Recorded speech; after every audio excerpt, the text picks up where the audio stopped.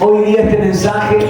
Espero que usted lo reciba con mucho gozo, a pesar de que la palabra, bien dice la Escritura, de que siempre nos confronta. Entonces, el título para este mensaje es Decisiones y Consecuencias.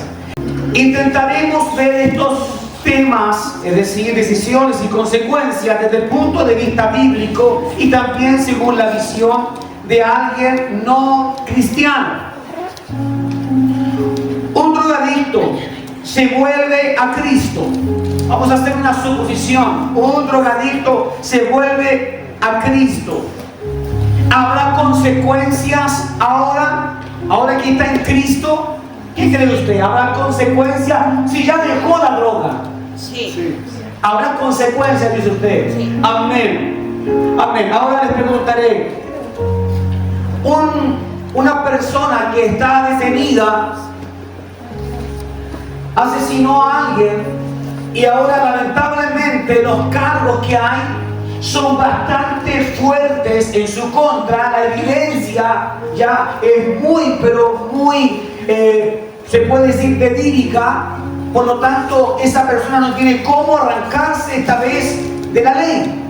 Pero esta persona es sentenciada a 5 años de cárcel y allí en el segundo año que está en la cárcel conoce a los hermanos cristianos dentro de la cárcel y se da cuenta que a través de una predicación que él escucha, se da cuenta que en su vida ha sido una vida de desorden, una vida de malas decisiones. Comienza a pensar a través de esta predicación que escucha en la cárcel de que el problema no es solo él, sino el problema es que también hacia atrás hay unas generaciones anteriores a él que también se vienen arrastrando, aún desde más atrás incluso. Por lo tanto, la crianza, la enseñanza, la escala de valores es distinta a la que otras personas podrían tener. Y ahora asume que está en la cárcel, pero decide de que ya no va a seguir siendo más esa persona. Por lo tanto, le entrega su vida a Cristo y dice: Señor Jesús, te entrego mi vida. Sé que estoy en la cárcel, privado de libertad, pero me entrego a ti, Señor. Quiero que tú vivas en mi corazón. Y esta oración que usted conoce y que todos la hemos hecho. La pregunta es: por aceptar a Jesús en su corazón, ahora Cristo hará un paralelo, un freno y le evitará las consecuencias. Ahora que está en Cristo y que se entregó, no. Veamos. Usted dice que no y está bien, porque podemos hacer muchas cosas para presentarnos frente al Señor diciendo: he fallado, no he andado bien, Señor, he sido rebelde a tu palabra, tú me has querido buscar por el lado bueno para que yo no me golpee, pero yo he decidido igual hacer lo que quiero hacer y ahora estoy aquí privado o de libertad o de salud, porque me enfermé, porque tú me dijiste: no comas eso, no comas eso, no comas eso, no dañes el templo del Espíritu Santo. Y aquí estoy, y la verdad es que asumo de que aunque te he aceptado en mi corazón, sin embargo mi cuerpo ahora va a experimentar las consecuencias de la desobediencia. Ahora veamos. Un padre sin Cristo enseñó mal a sus hijos y ahora se convierte ese padre. No estamos hablando del hijo ahora, no, ahora el padre. El padre enseñó mal a sus hijos. Usted puede pensar tal vez en su mismo padre, puede pensar en la realidad de cada uno. Su padre fue un mentiroso, fue un alcohólico, fue un soberbio, fue un drogadicto, fue un mujeriego. ¿Qué es lo que fue? Fue un perezoso, fue una persona que hizo mucho daño a la sociedad. Cada uno tendrá que pensar en qué errores, porque los hijos, vemos muchos errores en los padres, así como también los padres los anticipamos y también vemos errores en los hijos. Pero ahora este padre se convierte a Cristo y dice: Señor, ahora que me he convertido a ti, por fin es que me voy a liberar de las consecuencias por haber criado mal a mis hijos. ¿Crees que eso resulte? Aunque sea una oración súper poderosa. Proverbios capítulo 6, verso 27. El primero que lo tenga con voz alta, audible, lo leerá. Vamos a participar todos en esta prédica. Amén. Solán, fuerte el verso 27. ¿Acaso puede un hombre echarse fuego sobre las piernas sin quemarse la ropa? Amén. Léalo otra vez. ¿Acaso puede un hombre echarse fuego sobre las piernas sin quemarse la ropa? Sin quemar. Es una pregunta, ¿cierto? ¿Acaso será que si yo me rocío con benzina, supongamos con benzina en mi cuerpo, ahora prendo un fósforo, ¿será que alguien me diga: hazlo, no te vas a quemar? ¿Qué cree usted? ¿Se quemará o no? Y es una pregunta. Curioso que sea pregunta. El verso 28, ¿alguien más puede leerlo? ¿Podrá caminar sobre carbones encendidos sin apoyarse en los pies? Es pregunta también. También, ya. ¿Podrá alguien caminar sobre carbones encendidos sin quemarse? En el fondo lo que está diciendo es: ¿podrá alguien pasar por ahí y decir: mira, aquí estoy, no me pasa nada con el fuego? Yo tengo superpoderes. El verso 29, ¿quién puede leerlo? Así es el que llega a la mujer de su prójimo, no queda impune ninguno que la toque. Así es el que se allegue, ¿cierto? A la mujer de su prójimo. Exacto, amén. Entonces, ¿de qué está hablando? Está hablando en el plano sexual, en el plano adulterio. Estamos pasando ya por algunas cosas que nos van a llamar la atención. Está diciendo que si yo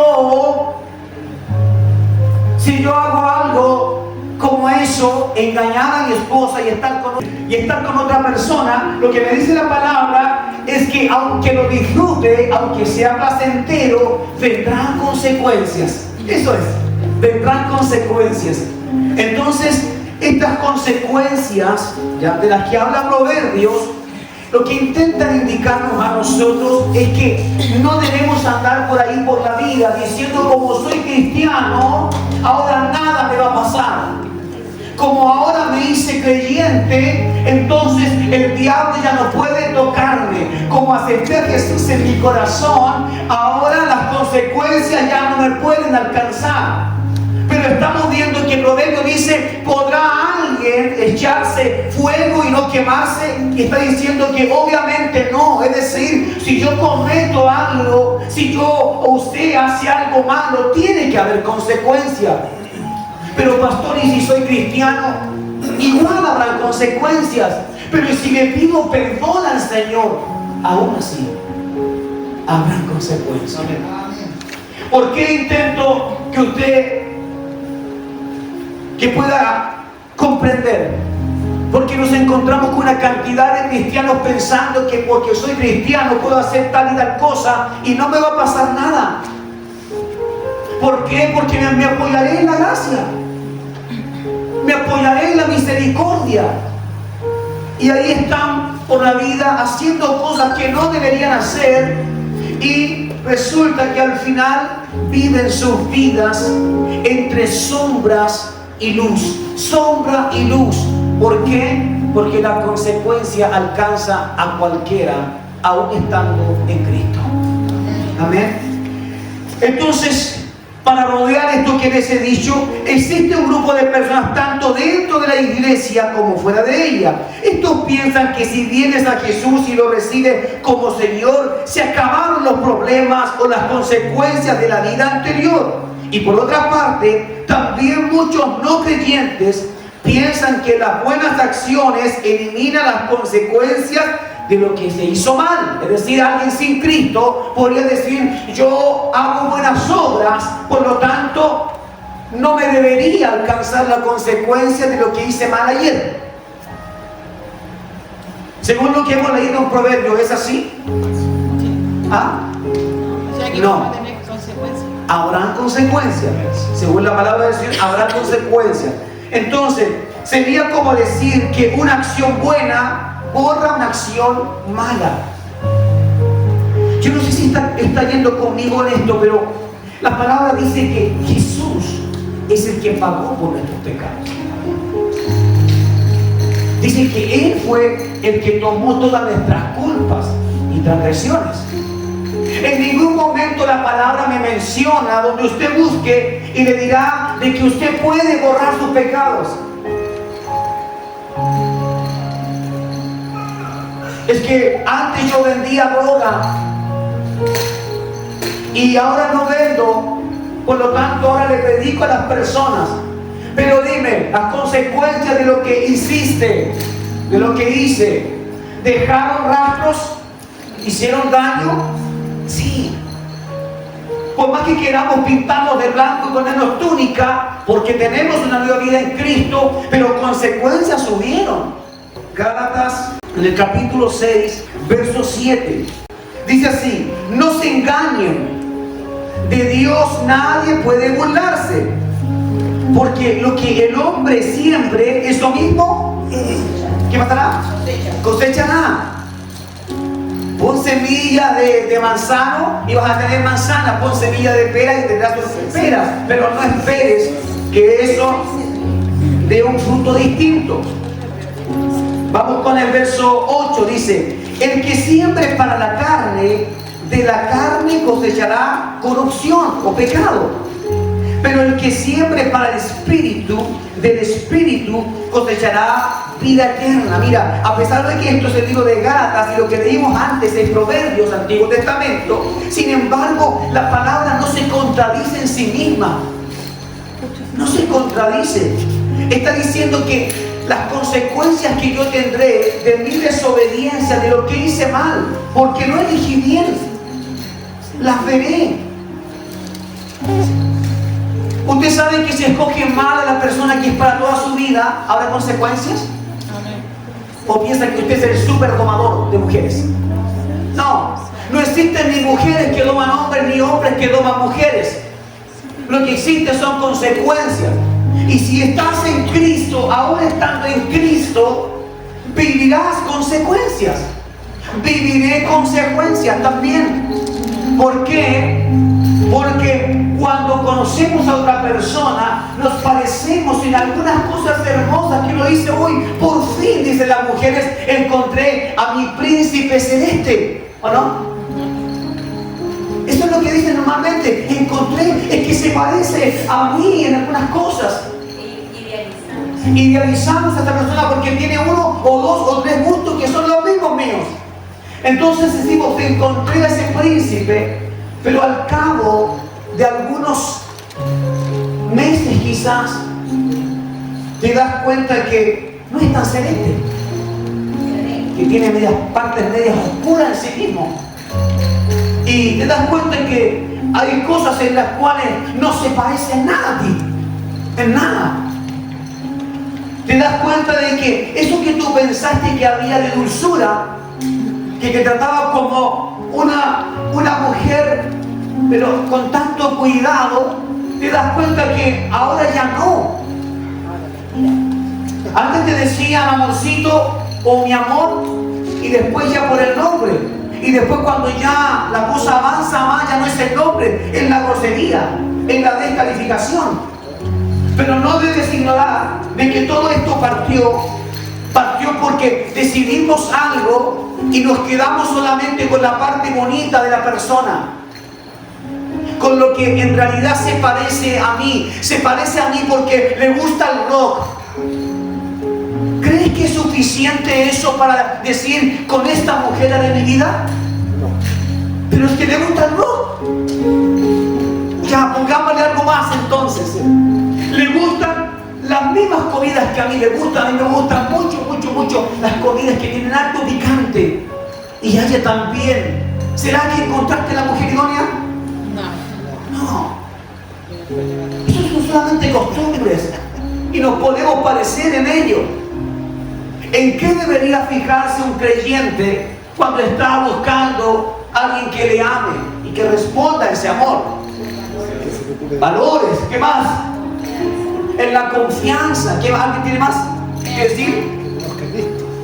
Que ame a Cristo, que busque a Cristo. Es muy importante eso, Juan. Es muy importante. ¿Por qué es importante? Y vamos a aclararlo inmediatamente. Porque puedo parecerme en la música que me gusta. Puedo parecerme a alguien en el tipo de películas que me gusta. Puedo parecerme a alguien porque soy un tipo tranquilo y mi esposa también es tranquila. Puedo parecerme a alguien porque me gusta ese tipo de comida y a ella también. Pero cuidado. Hay algo en lo que no me parezco a esa persona. Y es que yo amo a Cristo y pretendo entregarle mi vida. Sé que no estoy en el mejor lugar, en la mejor posición, pero pretendo un día servirle bien cuando Él me transforme. Pero la persona que he escogido, en ese punto, justo en ese punto, dice, no, ahí sí que no. Si vas a seguir conmigo, seguiremos porque me gusta tu comida, porque me gustan tus películas, tu música, pero en este punto aquí no. ¿Habrá consecuencias si aún así te casas? Sí. Las habrá. Y repito, cuidado, hay quienes que piensan que porque soy cristiano no habrán consecuencias, aunque elija mal. Sí las habrá. El que siembra para el Espíritu, para lo que es de Dios, ¿qué crecerá en él? ¿Qué área crecerá en él? El espíritu. El área espiritual. Allí es donde se juntan con los valores buenos, allí es donde se juntan con los ideales buenos. Pero el que está sembrando para la carne, es decir, el que está buscando siempre la manera de satisfacer los deseos de su carne, de su humanidad, ¿dónde se verá entonces esa proyección, esa siembra? En la carne. En la carne. No en el espíritu. Ahora, esta carta de Gálatas, déjeme decirle, no es una carta dirigida a las personas que no conocían a Cristo. Porque podríamos pensar, quizá fue un hombre que se paró ahí en la esquina de una plaza a decir estas cosas para que la gente comenzara a buscar del Señor. No, esta es una carta dirigida a una iglesia.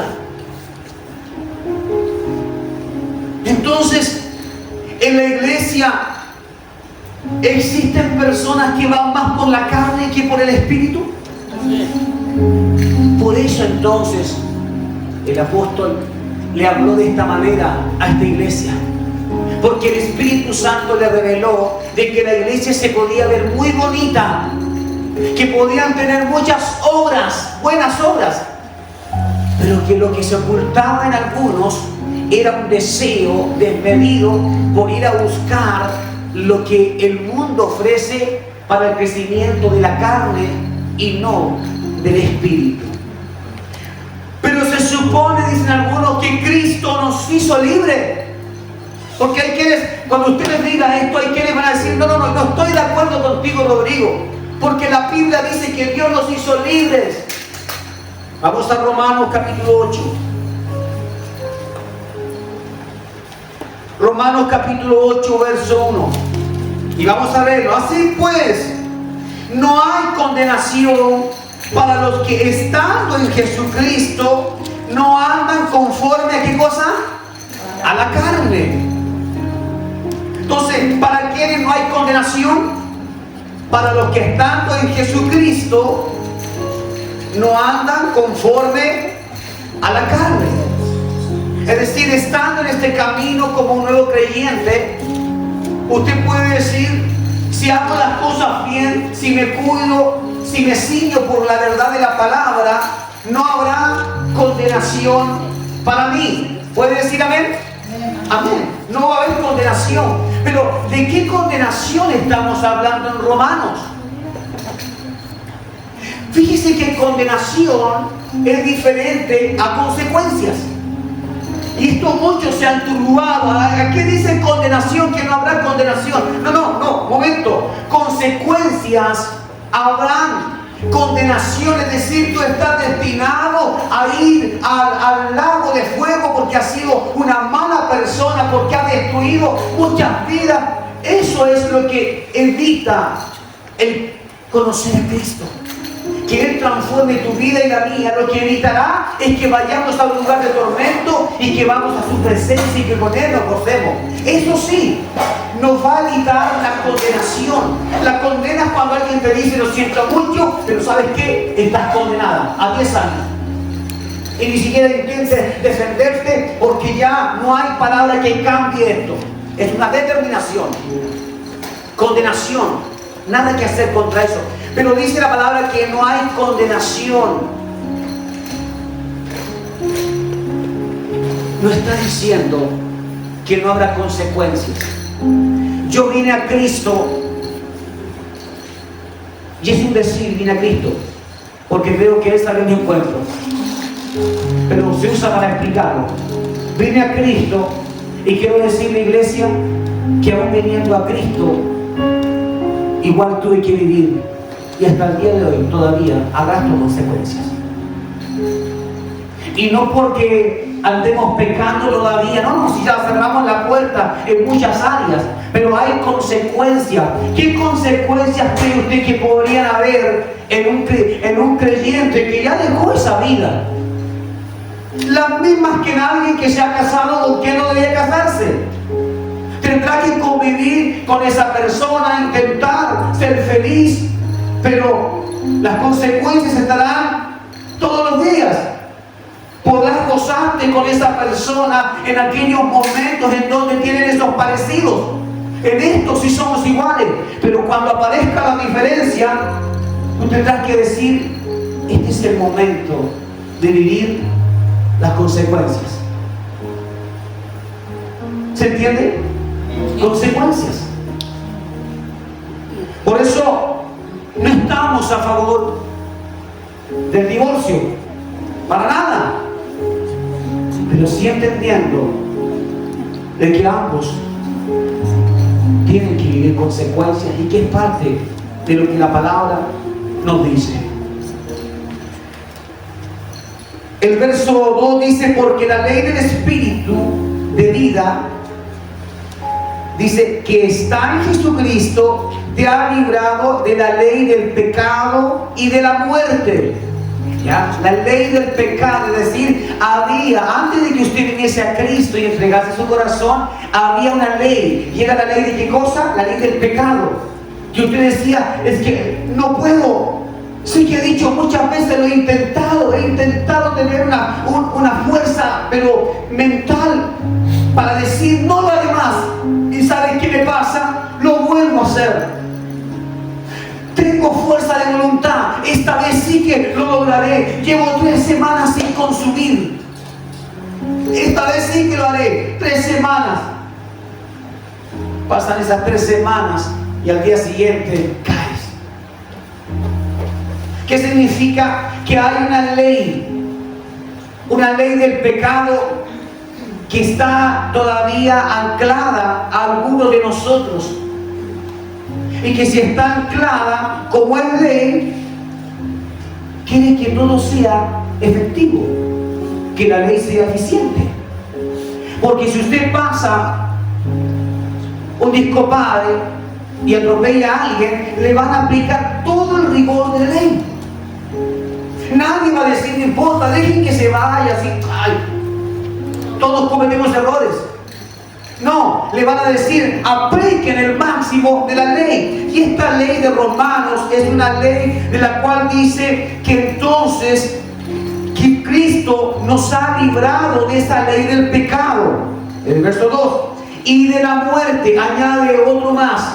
Y de la muerte, es decir, una ley ya es la que me deja enganchado al pecado y no puedo soltarlo. Y la otra ley es la ley de la muerte, que me llevará a la condenación. Por lo tanto, cuando estamos en Cristo, podemos ser liberados de qué cosa? De no ir a ese lugar de tormento. Pero no somos librados de las consecuencias de lo que hicimos mal.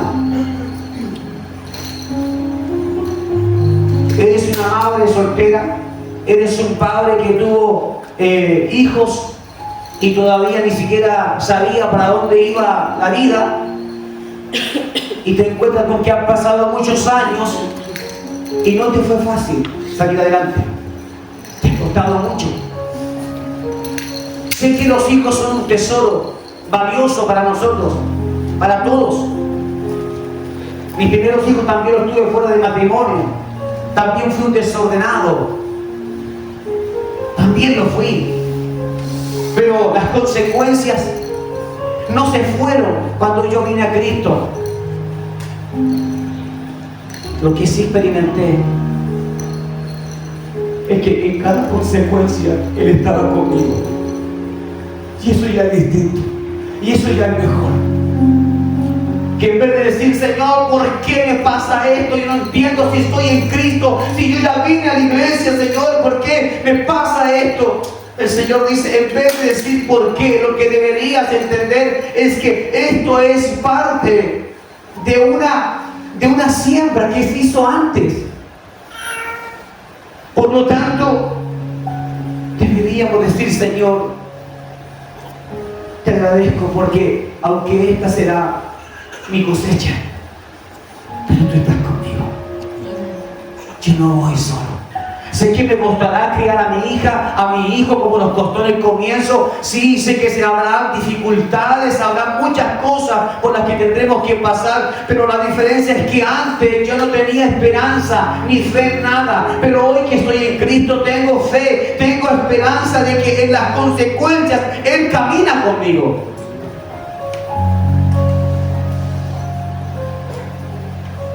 Ahora, estando en Cristo, podemos decidir también a quién serviremos. Nos libra de la ley del pecado. Esa ley no nos dejaba decidir. ¿Entiende el ejemplo? El disco pare. A usted no le está diciendo si usted quiere se detiene, si usted quiere avanza. No. El disco pare dice pare. Entonces dice Cristo que ahora Él nos liberó de esa ley que nos iba a llevar a destrucción, pero no de las consecuencias. Sé que hay por aquí muchos que podrían pensar, debemos ser misericordiosos, pastor, no deberíamos pensar en esa consecuencia. A ver si alguien atropella a tu hijo porque pasó un discopare y iba embriagado. A ver si vas a decir perdonemos. Pastor, misericordia, vas a querer aplicar todo lo máximo del poder de la ley, porque es tu hija o porque es tu hijo.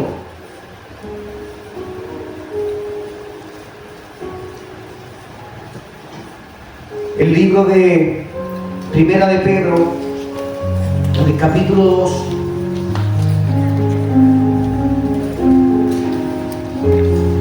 en el verso 24 hay claves hermosas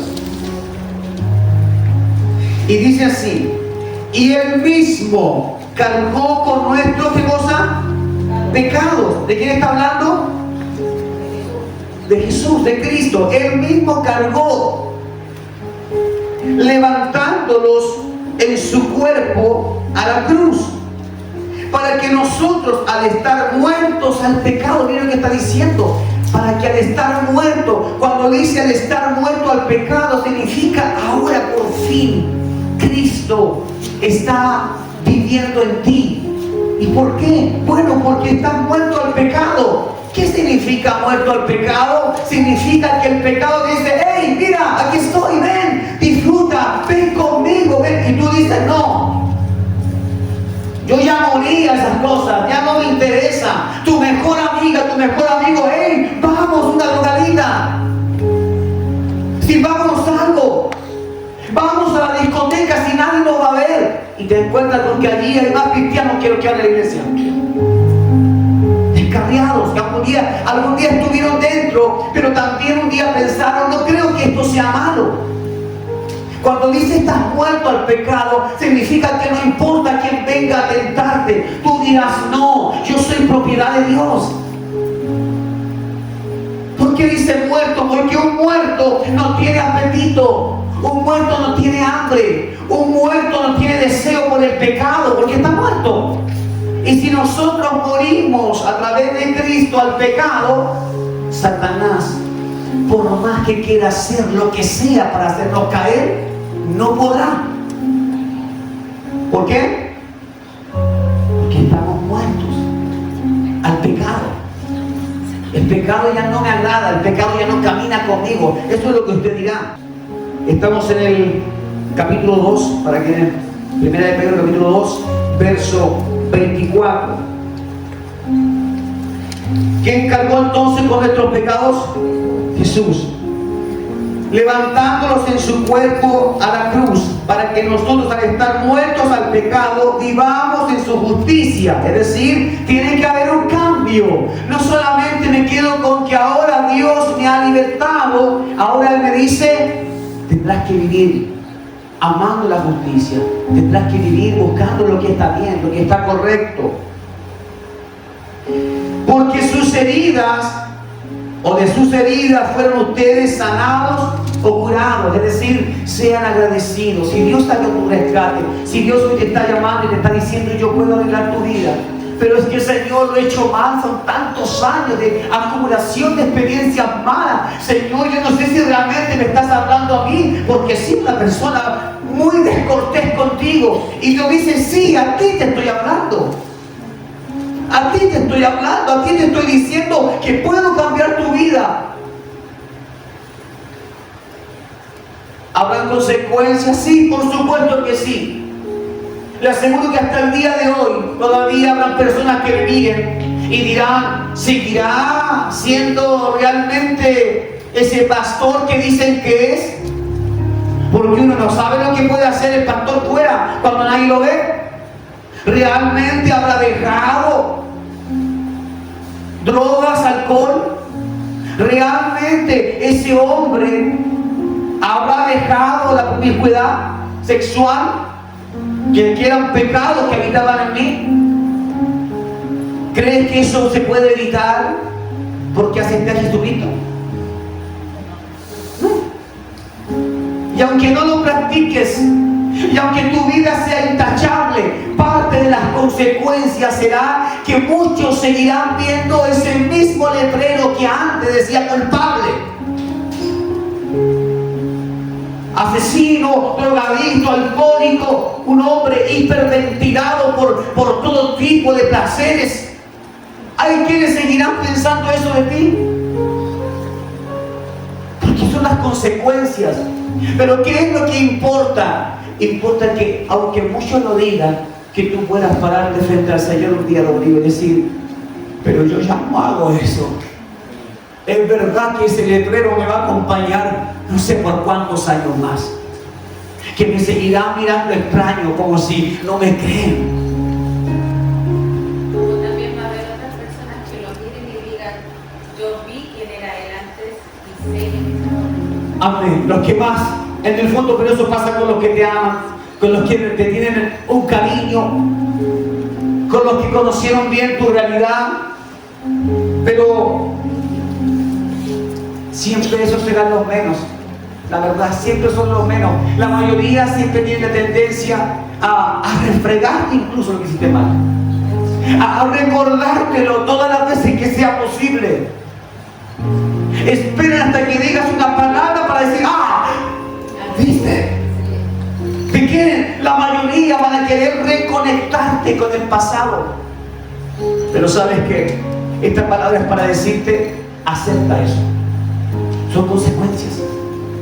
¿Cómo podemos pedir de que alguien de la noche a la mañana ahora nos vea como angelitos porque estamos en Cristo? No va a suceder tan fácil. ¿Y por qué? Porque para que alguien pudiera ver eso, tendría que también quizás estar en Cristo, para analizar su propia vida y decir, si tú cambiaste mi vida, ¿por qué puedo dudar del hermano que también tú cambiaste su vida? Pero los que no están en Cristo intentarán siempre tomar ese letrero antiguo y volvértelo a enrostrar, para que tú pienses de que la condena que estás cargando sigue vigente y que Cristo no te sacó de eso. Y la palabra dice que sí, Él nos salvó de la condenación.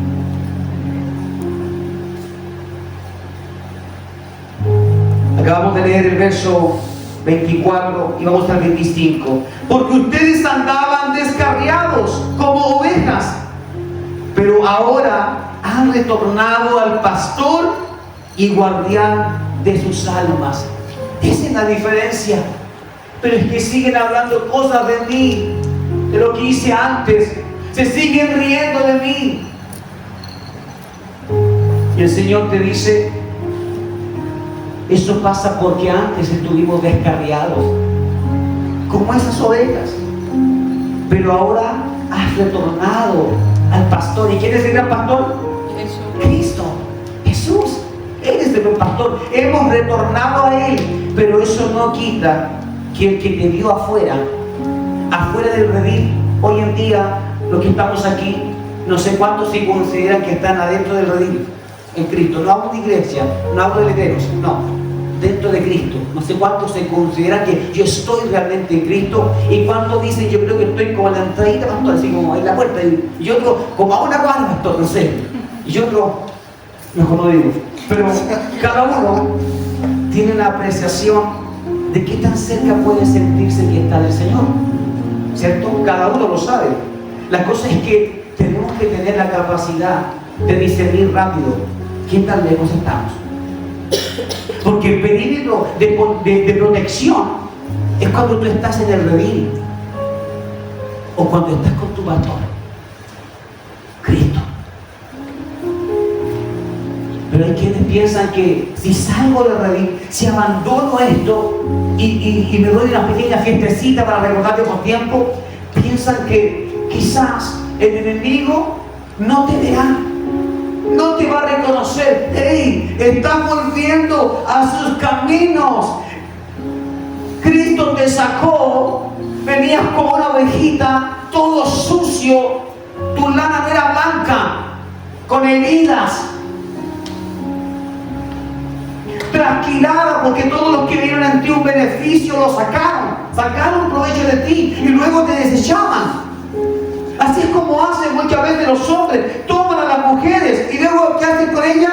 Las desechan. Y como hacen muchas mujeres, toman a los hombres y luego los desechan. Entonces cuando venimos a Cristo, venimos como ovejas entrando al redil, pero no venimos limpiecitos, venimos todos sucios, venimos contaminados. Y luego el Señor dice que nos toma y Él nos lava, Él nos limpia.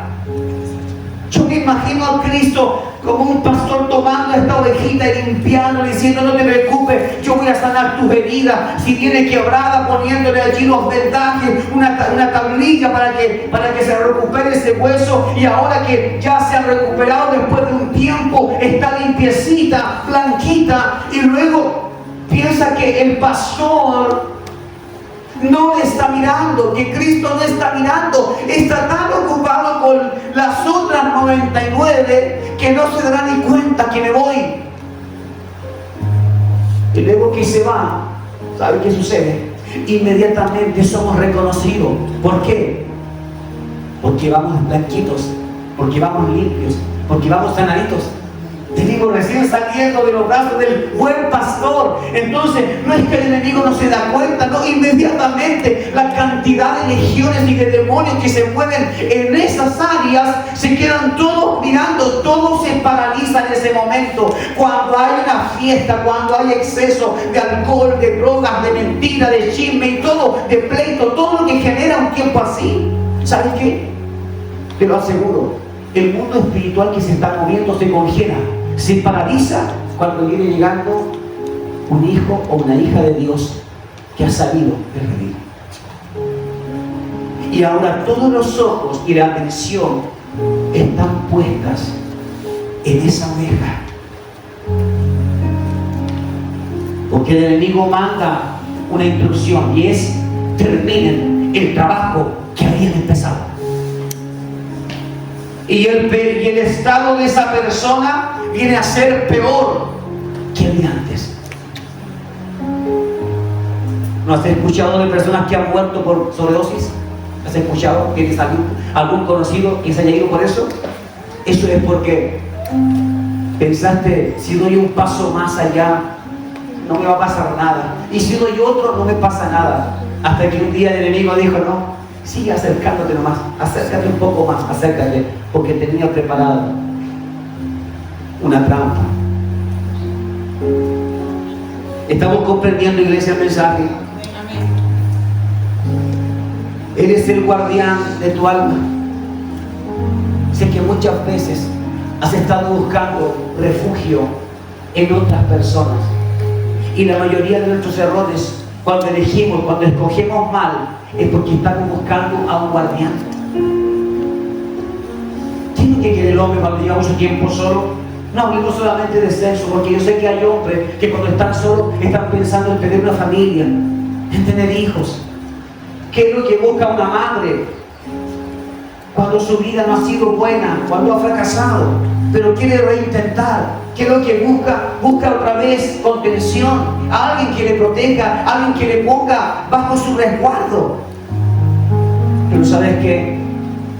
La palabra dice que al final el único que puede hacer un buen trabajo en esa área es Cristo Jesús. ¿Por qué? Porque alguien puede ayudarte y puede protegerte y darte quizás ciertas comodidades, porque puede tener dinero, recursos, pero si no hay amor en esa relación, simplemente no tienes nada. Seguirás igual de amargada o amargado, sintiéndote que no tienes ningún lugar, incluso aunque allí no te falte nada. Debes conocer al guardián de tu alma. Cristo es su nombre. Veamos las consecuencias. Nuestro pago será llegar a ¿dónde? A la presencia de Dios. Si caminamos y permanecemos, ¿hasta cuándo? Hasta el fin. Hasta el fin. ¿A dónde llegaremos? A la presencia del Señor. Pero antes de eso, en lo que hicimos mal, ¿tendremos consecuencias? Sí, las tendremos. Segunda de Samuel capítulo 12. Vamos a ver qué tan rápido están para buscar sus Biblias. Verso 11. Y lo leo en el nombre de Cristo Jesús. Dice: así dice Yahweh, he aquí que de tu misma casa haré que surja el mal contra ti. Ante tus propios ojos tomaré a tus mujeres y las entregaré a tu prójimo, y éste se acostará con ellas a la luz del sol. Tú lo hiciste en lo oculto, pero yo haré esto a la vista de todo Israel, a la luz del sol. Entonces David dijo a Natán: he pecado delante de Yahweh. Y Natán dijo a David: también Yahweh te ha perdonado tu transgresión, no morirás. Importante, hay un perdón en esta historia. David acababa de recibir ahora la condenación por parte de Dios. ¿Por qué venía esa condenación? Porque él tomó a la mujer de otro hombre, porque ideó todo un plan para matar a ese hombre, a su esposo. Y además de eso, tomó a esa mujer, la llevó a su palacio y la embarazó. Y luego quiso ocultarlo, ni siquiera asumir su paternidad. David no quería asumir su paternidad. Él quería que ese hombre se fuera otra vez a acostar con su esposa, para que todo se pensase entonces que si quedó embarazada es porque su esposo llegó de la guerra, se acostó y le dejó embarazada. No pensemos que es un David que él de un buen corazón quiso inmediatamente asumir su problema. No, la mayoría de las veces cuando hacemos algo malo no queremos asumir nuestro problema, queremos evadirlo. Si aparece alguien por ahí que nos puede ayudar con algo, aunque sea algo sucio, algo mal avenido, hasta somos capaces de tomar eso con tal de que no sepan. Si usted comete un delito y alguien le dice: ¿sabes qué? Tengo la solución. Tengo la solución. ¿Quién es el que sabe de esto? Solo dos personas. Mira, yo conozco un sicario. 500 luquitas, esos dos desaparecen y tú quedas libre. Eso es a gran escala. Pero también nosotros muchas veces, por no reconocer nuestro pecado delante del Señor, también a veces ocultamos y vamos metiendo la basura debajo de la alfombra. Porque por encima todo se ve bien, se ve bonito. Lo perdonó. Diga usted, Dios perdonó a David. ¿Ah? Dios perdonó a David. Ahora, ¿Dios le perdonó a usted? Amén. Amén. Amén. Aquí todos deberían decir amén. ¿Crees que Dios te ha perdonado si ya te arrepentiste por lo que hiciste mal, por lo que hicimos mal? Amén. Porque si no, ¿para qué venimos a Cristo si creemos que Él no puede perdonarnos? Pero pastor, es que hay pecados y pecados. No, da lo mismo qué tipo de pecado, da igual. Te arrepentiste, pediste perdón al Señor, te humillaste. Sí, pastor. Entonces, olvídalo, ya te perdonó. Es que mi pecado es más grande que el de otro. Entiende, la sangre de Cristo está por sobre cualquier pecado, porque es poderosa. Ahora, otra cosa distinta es, ¿qué cosa? Las consecuencias. Eso es otra cosa. Y tenemos que estar dispuestos a aceptarla. Él fue perdonado. A David le fue perdonado que él asesinara a ese hombre, porque dio instrucciones diciendo: póngalo cuando empiece la batalla, la guerra, póngalo de los primeros, para que no se sepa. Entonces, cuando él esté muerto, yo volveré a llegarme a esta mujer y se pensará que entonces es obvio que tenemos un hijo porque estamos juntos, pero no hay un esposo, no hay infidelidad. Eso es ocultamiento. Eso es querer hacer algo a escondidas, y por eso el decreto de Dios es: lo que tú hiciste en lo oculto, yo lo haré en público. Es decir, tu castigo, tu sentencia será para que todos vean. Y es que me va a avergonzar, sí, te voy a avergonzar. Y dependiendo del grado de pecado, Dios sí decide muchas veces también avergonzarnos, para que aprendamos la lección. Porque cada vez que hay un padre o una madre que le esconde a sus hijos sus errores, que les tapa sus pecados, lo que estás haciendo es que ese hijo o esa hija no tenga noción de lo malo que es en sí mismo. Que no se dé cuenta, que no reaccione, que esas cosas que está haciendo un día pueden matar a alguien. Un padre que le baja el perfil a lo que hacen sus hijos, aunque sean muy pequeños, ese es un padre que está creando un monstruo, y que un día ese hijo va a crecer.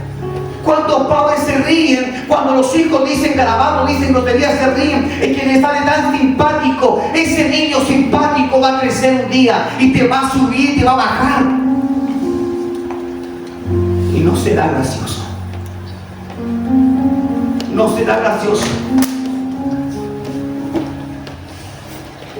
No obstante, puesto que con esto diste motivo a los enemigos de Yahweh para engrandecerse, el hijo que te ha nacido morirá irreprensiblemente.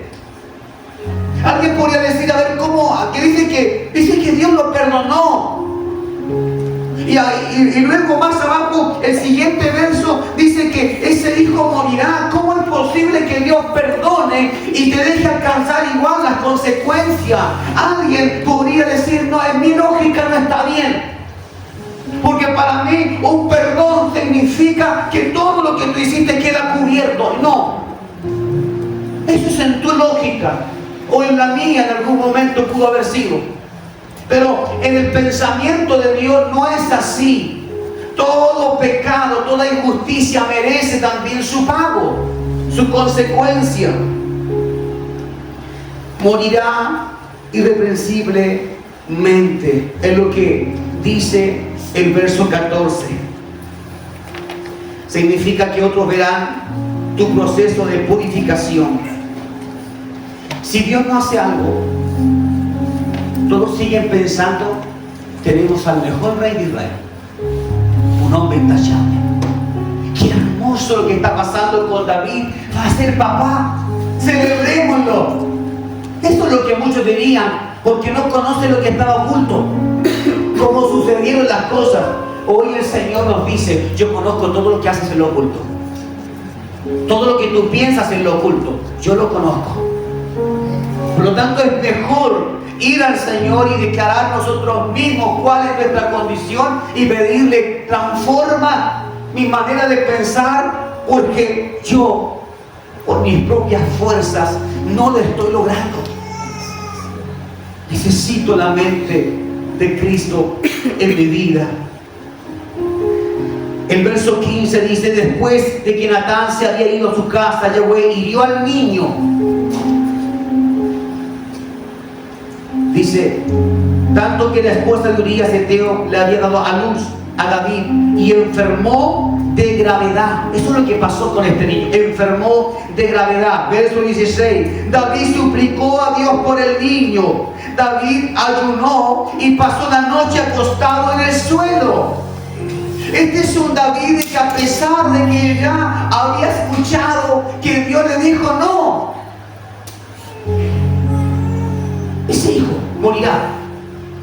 Pero David pensó: tal vez si yo ayuno, y si yo oro, y si me pongo de guata en el suelo a orar en mi palacio, y si me visto de ropas ásperas, que se note que estoy sufriendo, quizás Dios no lo haga y me permita conservar a ese niño.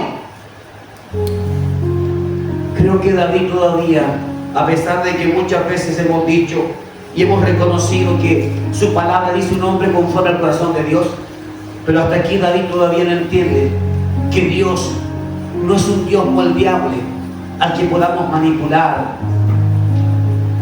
Tal vez tu hijo te manipula o tu hija te manipula luego que hace algo malo, hace algo bueno, o llora, o te hace pucheritos, o pone cara de triste para que tú digas: ya no puedo tenerle castigado. Y tú inmediatamente te doblegas ante ese poder de manipulación. Pero esta palabra nos indica que estamos ante un Dios poderoso, que no se doblega ante la manipulación, que mantiene sus dichos, su palabra. Ese es el Dios a quien nosotros hoy estamos sirviendo, y tenemos que estar claros de estas cosas. Y los ancianos de su casa se dispusieron para levantarlo del suelo, pero él se rehusó y tampoco comió pan con ellos. Intentaron decirle: rey David, deja de estar acostado en el piso, deja de ayunar, ya no puedes hacer nada al respecto. Y él dijo: suéltame, déjenme, yo quiero seguir así. ¿Por qué quería seguir así? Quería torcer el brazo de Dios. Pensó que Dios en algún momento le diría: me convenciste, tu ayuno me convenció, tu oración me convenció. No, hay cosas que no pueden cambiar las consecuencias de nuestros pecados, de nuestras acciones. Las acciones de arrepentimiento son buenas, pero cuando el pecado es demasiado grande, no puedes evitar los daños que vendrán. El caso de Jacob y Esaú. ¿Recuerdan la historia de Jacob, los dos hermanos, que uno le vende la primogenitura al otro? ¿Han escuchado esa historia, cierto? Le vendió. Sin embargo, después se da cuenta de que cometió un error al menospreciar lo que significa ser el primogénito del padre. Y aunque hubo guerra, y aunque uno de ellos tuvo que huir de su hermano porque entre hermanos se odiaban, ¿cuántos saben que entre hermanos también puede haber odio? Y cuando este huyó, Esaú se quedó masticando la venganza. Dios, por supuesto, tenía todo un plan para arreglar las cosas, pero no se pudo evitar la consecuencia. Es decir, Esaú nunca pudo recuperar esa posición. Aunque Esaú se arrepintió, aunque le dolió en el alma el no haber pensado bien como hermano mayor. Sin embargo, la bendición ya le había quedado a Jacob. Y Dios no iba a cambiar de opinión, porque cuando usted y yo menospreciamos lo que es de Dios, lo que es santo, cuando lo menospreciamos, ¿qué es lo que hace Dios? Se lo da a otro. Tú no quieres caminar conmigo, tú no quieres servirme, tú no quieres vivir de esta manera que yo te indico, entonces todo lo que yo había pensado para ti, lo pondré en alguien que sí lo aprecie, que sí lo cuide. Tienes talentos, sabes de que hay cosas lindas en ti, que Dios ha puesto en ti, las conoces, sabes qué cosas son, tienen que ver con tus habilidades manuales, tienen que ver con tu capacidad pensante para resolver cosas, tienen que ver con tu corazón, emocionalmente, eres alguien de cariño, eres alguien agradable para otro, tienes características de alguien que predica la palabra. Aunque lo tengamos todo, iglesia, si no lo valoramos, si no lo cuidamos, yo podría darle a otro que realmente lo valoriza mucho más. A pesar de estos procesos fuertes y de la reconciliación de Esaú con Jacob, jamás pudo recuperar el lugar que había perdido. Iglesia de Dios, ¿cuántas cosas crees que has perdido? Por no haber hecho desde un principio el bien. ¿Con cuántas consecuencias todavía estás luchando y vives con ellas? A nuestras esposas les toca dormir con las consecuencias, que somos nosotros. Y a nosotros nos toca dormir con las consecuencias, que son nuestras esposas, cuando no se han hecho bien, cuando no hay un orden. Pero, ¿qué es lo que Dios nos manda? Debes entonces, para evitar las consecuencias, debes separarte, debes buscar el divorcio y así evitas las consecuencias de tu mala elección. No, Dios está por el matrimonio. Pero también Dios te dice, pero tendrás que ser fuerte para soportar y aguantar las consecuencias. No puede ser que tires la piedra y que no esperes recibir nada a cambio. No puede ser que te hayan dicho, no juegues con eso, ten cuidado, esto no te conviene, esto no te va a hacer bien. No puede ser que si aún así lo hiciste igual, fuiste testarudo, rebelde, fui testarudo y rebelde. No puede ser que ahora yo esté llorando por las consecuencias, me las merezco. Tengo consecuencias porque mis primeros años de cristiano no fueron los mejores. También hubieron aspectos en mí en donde fui un cristiano tibio, mediocre, que a veces sí, a veces no. Y eso trajo como consecuencia de que los primeros hijos no fueron realmente bien educados en la palabra, bien enseñados. Entonces, como no fueron bien enseñados, ahora, hasta el día de hoy, debo cargar ¿con qué cosa? Con las consecuencias. Pero no por eso uno podría desear de que nunca hubiese pasado nada. Porque cuando lo hicimos, también Dios usó un instrumento para decirnos, esto no te conviene, no tomes esta decisión, lo que vas a hacer está mal, no lo hagas, espera un poco, no busques a ese hombre no es de bien. Es decir, Dios lo hizo, intentó hablarte, intentó hacerlo por amor, porque Dios desde mucho antes había visto que tu elección te iba a traer mucho llanto, dolor y miseria, y por eso habló antes de tiempo. Pero las consecuencias están. Ahora, ¿qué hacer? Nos ponemos una soga al cuello, culpamos a Dios por las consecuencias. Es que no es el hombre que yo esperaba. Primero, tú no le pediste a Dios un hombre. Segundo, Si eres un hombre y dices, es que no es la mujer que yo esperaba, no le consultaste a Dios. Iglesia, esto es para todos nosotros. Es para todos. No podemos pretender vivir una vida haciendo lo malo, desobedeciendo a Dios y más encima, estar molestos con Dios, reclamando, Señor, ¿por qué mi matrimonio no anda bien? Señor, ¿por qué? Se necesita tener madurez, se necesita ser valientes. Iglesia, los que están casados, los que están emparejados, se necesita ser valientes para enfrentar. Los que están pololeando, que tienen un noviazgo, se necesita ser valiente para enfrentar las cosas que se van a venir cuando no estás escogiendo bien.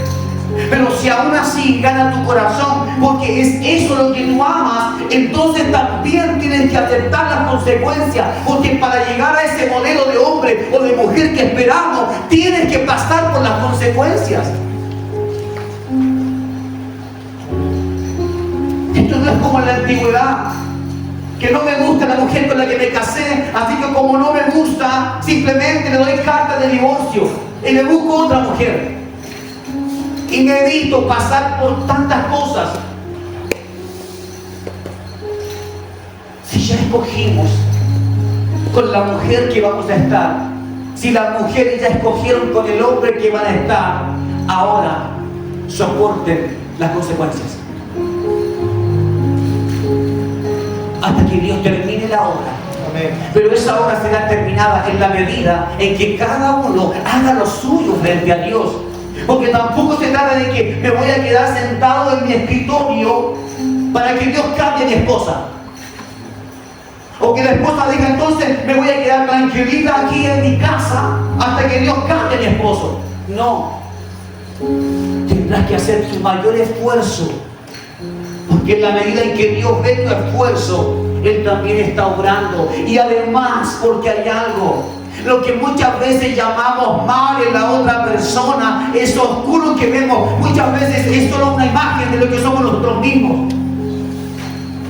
A veces pensamos, es que no es la persona que yo soñé. Que no te casaste. Te casaste. Es que yo no quería tener hijos, pero ya no tienes. ¿Y qué vas a hacer ahora?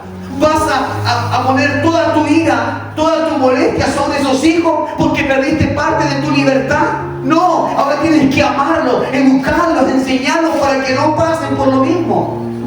Ese es el camino correcto. No sacamos nada con estar viviendo bajo moldes ideológicos de este tiempo, de este mundo. Si algo no te gusta, deséchalo. No es así. Ninguno de nosotros somos tan perfectos como para decir, mi esposa se sacó el loto conmigo. Porque hartos defectos que tenemos los hombres. Muchos defectos tenemos como hombres. Dejamos harto que desear los hombres. Y mujeres también. Ustedes también dejan harto que desear. Porque cuando empezamos a atacar el uno al otro, no logramos nada. Lo que Dios quiere es que cada uno identifique sus propios problemas, sus propias necesidades, y que dejes un espacio para entender los problemas del otro y las necesidades del otro. Si aplicáramos más el amor de Dios y menos el juicio, seríamos otra cosa. ¿Cuántas veces te has equivocado en lo mismo? ¿Cuántas veces te has dicho, Señor, ya no más, esta vez sí, Señor, yo lo haré bien, cuenta conmigo, Señor? Yo creo que muchas veces. Pero hoy es tiempo para que le digas al Señor, Señor, perdóname, porque he estado viendo el lado oscuro en esta otra persona y me he escondido tanto en eso que dejé de ver mi propia oscuridad. Me he esforzado tanto en que mi enemigo sepa lo que está haciendo mal,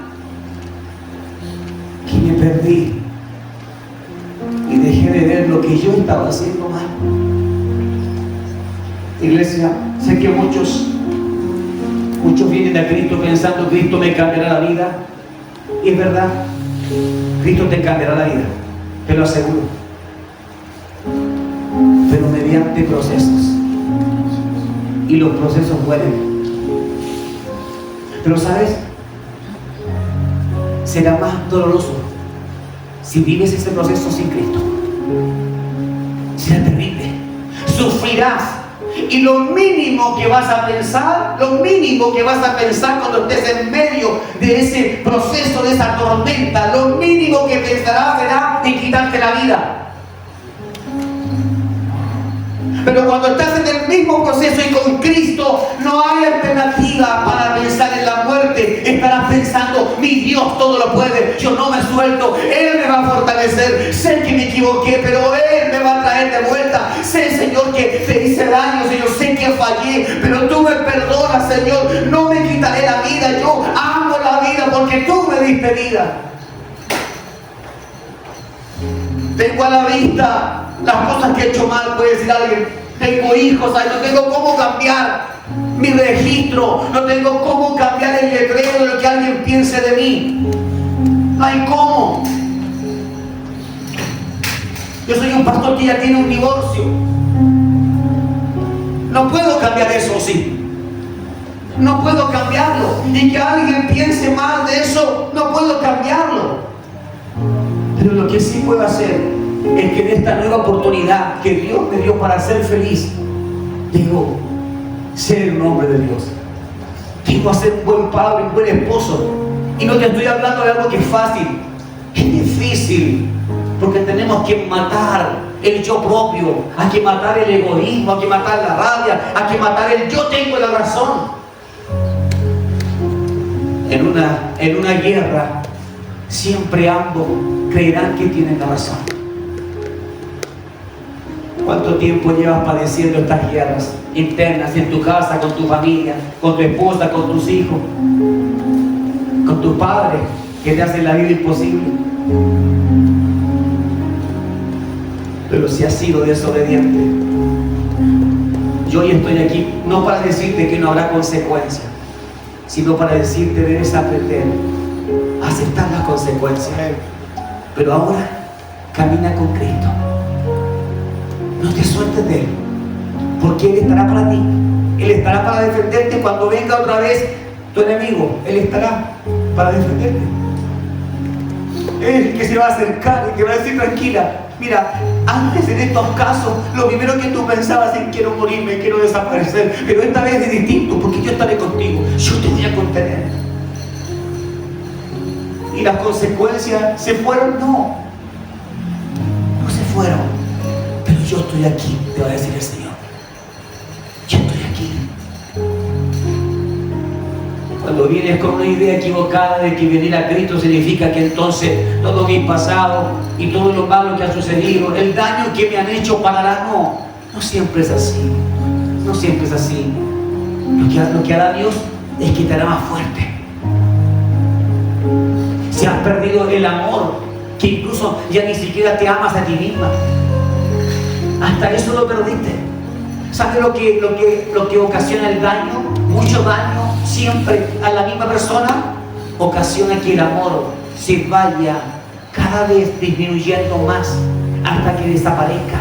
Y así es como muchos matrimonios descubren después de años que están únicamente por sus hijos, que están únicamente por aparentar, por costumbre, porque no tengo quien me dé lo que Él me daría, o porque simplemente tengo miedo de arriesgarme en otra relación.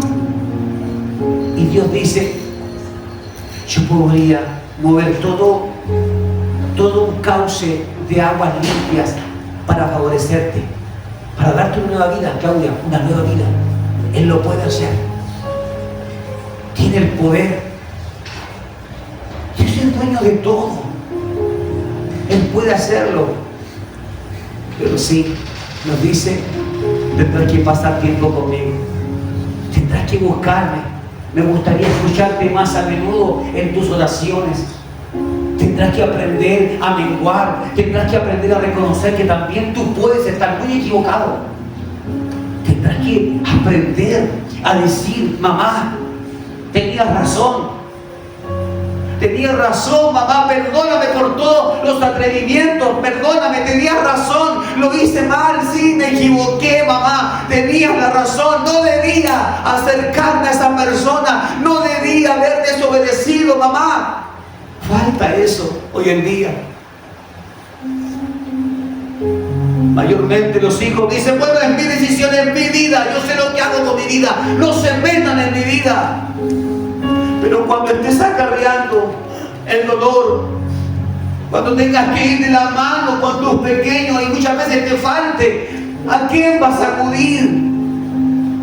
¿A quién vas a acudir? Aunque sea la peor madre del mundo, yo creo que igual va a estar ahí.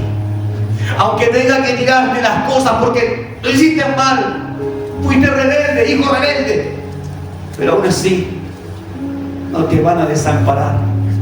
Y si eso te parece una migaja y estás dispuesta a aceptarla, Dios te dice: si vienes a mí, yo no te daré migajas. Yo no te diré: ahí tienes por tu pecado, te lo mereces, pero igual te voy a ayudar. No, Dios dice: yo quiero que te sientes conmigo, que estés conmigo en mi mesa, que comas. Yo quiero arreglar tu vida. Yo voy a abrir las finanzas. Yo voy a ayudarte con tu economía, con lo que está quebrando. Yo voy a ayudarte. Porque ningún padre, ni por muy bueno que seamos o que creamos que somos buenos, tenemos la capacidad de hacer algo realmente sobrenatural. Eso le corresponde a nuestro Padre de los cielos. Eso es lo que sabe hacer Cristo. Iglesia, esta palabra que Dios me entregó, me la entregó porque, al igual que ustedes, muchas veces le he dicho al Señor: llevo tantos años en el Evangelio y a veces siento que todavía estoy llevando en mis hombros consecuencias de mi pasado. Todavía tengo que luchar con la angustia de tener dos hijos que están fuera de ti, que están lejos. En cualquier momento me matan a uno porque sé las cosas que han metido. Señor, y estoy llevando eso sobre mis hombros, y aún que te estoy sirviendo y trato de agradarte, Señor, con todo mi corazón.